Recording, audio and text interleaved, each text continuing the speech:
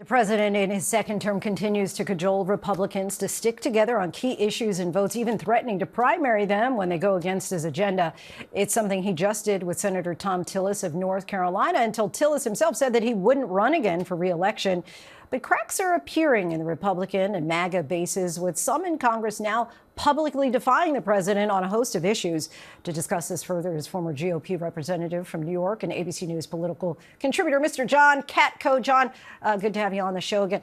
Let's begin with the Epstein case. The president himself and the DOJ have kept it in the news, asking for grand jury transcripts to be released, interviewing convicted co-conspirator Ghislaine Maxwell. Are most Republicans really on board with keeping in the news? And if so, why?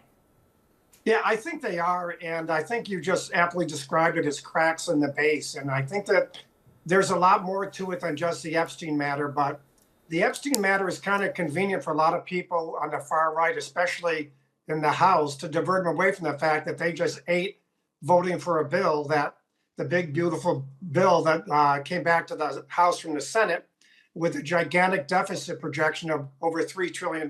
So to keep talking about the Ghislaine Maxwell and Epstein issue diverts a lot of people's attention away from the fact that that bill is not good if you're a real fiscal conservative. So that's driving it. And also the fact that even before he got into office, Trump was always talking about Epstein and the conspiracies and what have you. And now it's coming back to bite him because he got his base so riled up about it that they'll take nothing more than full disclosure of everything. So it's an issue that's not going away for him, but there's a lot more to it than just the Epstein affair. And regardless of political affiliation, many in Congress see support for Israel waning as we witness children starving. Even Marjorie Taylor Greene voted alongside progressive Democrats 2 weeks ago to cut U.S. funding to Israeli missile programs. In your estimation, what percentage of Republicans are telling the president to stick by Israeli Prime Minister Netanyahu, and what percentage are telling him to bail? I think, I don't know the exact percentages, but I can tell you it's plummeting every day, because the old saying, a picture paints 1,000 words. And basically that's what we have right here.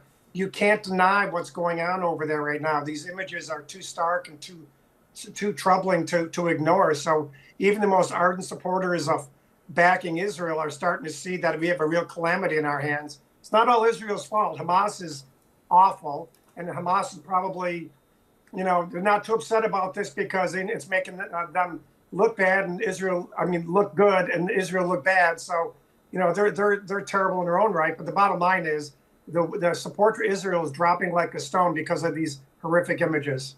And finally, the president has recently skewered longtime supporters of Senator Grassley of Iowa and Josh Hawley of Missouri. Hawley for supporting a bill that would ban stock trading by members of Congress, the president and vice president. Just today, Trump called Hawley a second-tier senator. But many Republicans are backing Hawley instead of the president on this legislation. Explain to us why. Well, first of all, it's a bipartisan issue. On both sides of the aisle, every time the periodic reports come out about the members have to file the financial disclosure forms, you see some of these members with crazy amounts of trades going on. So it naturally draws scrutiny, and it should. And it's on both sides of the aisle, and now they're doing something about it.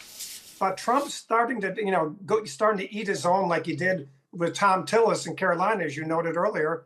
That makes that seat very, very hard to defend, especially with the former governor, Roy Cooper, coming into the race. So there's a lot more at stake here. And I think people are kind of getting sick of him going after the loyal members of the party anytime they don't follow him exactly. But this stock thing is a far deeper bipartisan support than people realize. ABC News contributor and former Congressman John Katko, appreciate your time as always. Sure thing.